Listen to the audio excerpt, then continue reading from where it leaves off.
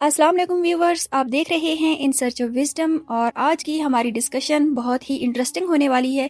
जी हाँ, ये डिस्कशन है हमारी तुर्कों के हवाले से। पिछले कुछ सालों से हम तुर्की के ड्रामास देखते हैं और उनकी हिस्ट्री के बारे में बहुत सारे सवालात जहन में आते हैं। सबसे पहला सवाल तो ये आता है कि तुर्क मुसलमान कैसे हुए, या मुसलमान होने से पहले इनका मजहब क्या था, ये लोग कहाँ पे रहते थे और ये लोग कहाँ कहाँ से हिजरत करके आज के मौजूदा टर्की तक पहुँचे। आज का मॉडर्न टर्की एशिया और यूरोप के दरमियान में वाक़या है, और अगर इन लोगों को देखा जाए, इनके फीचर्स को देखा जाए, तो अक्सरियत के बाल भूरे, आंखें नीली और रंगत गोरी है। इनको देख के ऐसा लगता है कि ये कोई यूरोपियन नेशन है, लेकिन ऐसा बिल्कुल भी नहीं है। तुर्क लोग हिजरत करते करते बहुत ही दूर के सफ़र करके आज के मौजूदा टर्की तक पहुँचे हैं। इन लोगों का असल वतन था सेंट्रल एशिया। ये सेंट्रल एशिया के ग्रासी मैदानों में रहते होते थे, और अरबों की तरह तुर्कों में भी कबायली निज़ाम राइज था, जो कि किसी न किसी फॉर्म में आज तक हमें मॉडर्न टर्की में भी नजर आता है। ये कबीले इधर से उधर हिजरत किया करते थे, और ये वो वक्त था जब एक तरफ मुसलमान अरब से निकलकर सेंट्रल एशिया की तरफ बढ़ रहे थे और दूसरी तरफ चाइनीज चाइना से निकलकर सेंट्रल एशिया की तरफ बढ़ रहे थे। सेंट्रल एशिया में तुर्कों की एक छोटी सी सल्तनत थी, और इस सल्तनत को दोनों तरफ से जब खतरा महसूस हुआ, एक तरफ से चाइनीज आ गए और दूसरी तरफ से मुस्लिम्स आ गए, तो तुर्कों ने ये फैसला किया कि वो लोग मुसलमानों का साथ देंगे। चाइना और मुसलमानों के दरमियान लड़ी जाने वाली जंग, जिसको बैटल ऑफ द लास्ट कहा जाता है, इस जंग में तुर्कों ने मुसलमानों का साथ दिया, और ये जंग मुसलमानों ने चाइना के खिलाफ जीत ली। जंग तलाश वो पहली जंग थी, या वो पहला वाक़या था जब तुर्कों का मुसलमानों से इंटरेक्शन होता है और इस्लाम से तुर्कों का तारुफ होता है। इस जंग के दौरान भी कई सिपाही और कई फौजी जो थे वो मुसलमान हो गए। इस पहले इंटरेक्शन के कई सौ साल बाद बुखारा, जहाँ से इमाम बुखारी का भी ताल्लुक है, वहाँ से एक मुसलमान ताजिर तुर्की खानिट में तिजारत के लिए जाया करते थे। उस ताजिर ने उस वक्त के मौजूदा बादशाह से ये दरख्वास्त की कि वो उनको एक छोटी सी मस्जिद तामीर करने की इजाज़त दे दें, क्योंकि उनका तिजारत के सिलसिले में आना जाना तो लगा रहता है, और इसलिए उन्हें अपनी नमाज अदा करने, अपनी इबादत करने के लिए एक छोटी सी जगह दरकार है, और वही जगह मुसलमानों के रेस्ट करने के लिए भी काम आएगी। वहाँ के बादशाह ने इजाज़त दे दी, ना सिर्फ इजाज़त दी बल्कि कुछ रकम भी उनको दे दी ताकि वो अपनी इबादतगाह को तामीर कर सकें। इस तरह मुसलमानों ने तुर्किक सल्तनत में अपनी पहली मस्जिद तामीर की, छोटी सी। वहाँ पे मुसलमान ताजिर आराम भी किया करते थे और अपनी इबादत भी किया करते थे। इस मस्जिद को देखकर एक 12 साल नौजवान बहुत ही फैसिनेट हुआ करता था। इस नौजवान का नाम था सातुक बुगरा खान।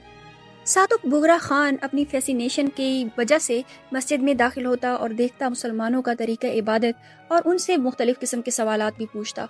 आहिस्ता आहिस्ता उस पे मुसलमानों के इंटरेक्शन का इतना असर हुआ और उनकी इबादत उसे इतनी अच्छी लगी कि वो मुसलमान हो गया। लेकिन उसने ये सीक्रेट रखा। सीक्रेट इसलिए रखा क्योंकि वो था तख्त का वारिस, वो उस वक्त के मौजूदा बादशाह का भतीजा था। जब बादशाह का इंतकाल हो गया तो सातुक बुगरा खान तख्त नशीं हुआ, और सातुक वो पहला बादशाह था तुर्की खानिट में जो कि मुसलमान था। उस वक्त की तुर्की खानिट का कैपिटल जो था वो काशगर था, और काशगर मौजूदा चाइना में वो जगह है जहाँ के वीगर्स चाइनीज रहते हैं। वीगर्स चाइनीज मुसलमान टर्किक ओरिजिन के चाइनीज लोग हैं। 934 ईस्वी का साल वो साल था जब सातुक बुगरा खान ने अपनी पूरी सल्तनत को तेंग्रीइज्म से इस्लाम में कन्वर्ट कर दिया। तेंग्रीइज्म वो मजहब है जो मंगोल प्रैक्टिस किया करते थे। ये लोग रूहों की इबादत करते थे, और हिस्टोरिकल सोर्सेस हमें ये बताते हैं कि जब तुर्क मुसलमान हो रहे थे तो एक ही वक्त पे 2000 खेमे, यानी 2000 खानदान मुसलमान हुए थे। उस वक्त की इस तुर्किक सल्तनत को कारा खानिद कहा जाता था। कारा खानिद वो पहली तुर्की सल्तनत थी जो कि मुसलमान थी। इस पहली सल्तनत के तुर्क लोग आगे तकसीम हुए 3 बड़ी कौमों में, एक उज़्बेकिस्तान यानी उज़्बेक लोगों की, दूसरी वीगर्स जो कि चाइना में आबाद हैं, और तीसरे खज़रीज जो कि खज़री लोग अफगानिस्तान में आबाद हैं। इन तीनों बड़ी कौमों का ओरिजिन वही तुर्किक लोगों की सबसे पहली सल्तनत ही है। कारा खानिद की सल्तनत के साथ जो नेबरिंग एम्पायर थी वो पर्शियंस की थी। ये लोग मुसलमान थे। इनकी सल्तनत को सामानीद एम्पायर कहा जाता था। अगरचे कारा खानिद की एम्पायर के तुर्किश लोग मुसलमान हो गए थे, लेकिन मुसलमान होने के बावजूद सामानीद एम्पायर और कारा खानिद एम्पायर में टेरिटोरियल जो डिस्प्यूट्स थे वो चलते ही रहते थे। सामानीद एम्पायर के एक बादशाह जिसका नाम इस्माइल सामानी था, उसने फैसला किया कि क्यों ना कारा खानिद एम्पायर के खिलाफ उन तुर्कों से इत्तेहाद कर लिया जाए जो कि अभी तक मुसलमान नहीं हुए। इस्माइल सामानी ने गैर मुस्लिम तुर्कों के एक पावरफुल कबीला के सरदार की बेटी से शादी कर ली, और उनके ऊपर उसका इन्फ्लुएंस इतना हो गया कि पूरे का पूरा कबीला ही मुसलमान हो गया। इस कबीले के तुर्किश लोगों का जद्दे अमजद ओज खान था। اوز خان کے جو ڈسینڈنٹس تھے، جو اس کی نسل کے لوگ تھے، وہ آگے جا کر ترک بنے، ترکمانستان کے، آذربائیجان کے اور ماڈرن ٹرکی کے، جن کا تعلق اناتولیا سے ہے۔ اوز خان کے ترکش قبائل جو تھے، انہوں نے تاریخ میں بہت بڑی بڑی امپائرز اور پاورفل امپائرز قائم کی۔ یہ پاورفل امپائرز قائم کرنے والے خاندان جو تھے، ان میں سب سے پہلے زنگی خاندان آتا ہے، جس کو ہم نور الدین زنگی اور سلطان صلاح الدین ایوبی کی وجہ سے جانتے ہیں۔ اس کے بعد سلجوق سلطنت آ جاتی ہے، اور اس کے بعد اوٹومنز، سلطنت عثمانیہ۔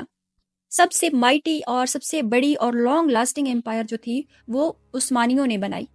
یہ ساری امپائر جو تھیں، یہ اوز خان کے ڈسینڈنٹس یعنی اوز خان کی نسل کے لوگوں نے بنائی تھی۔ اس کے علاوہ مملوک ڈائنیسٹی اور مغل خاندان جو کہ بر صغیر میں جنہوں نے اپنی سلطنت قائم کی تھی، ان کا اوریجن بھی ترکش ہی ہے۔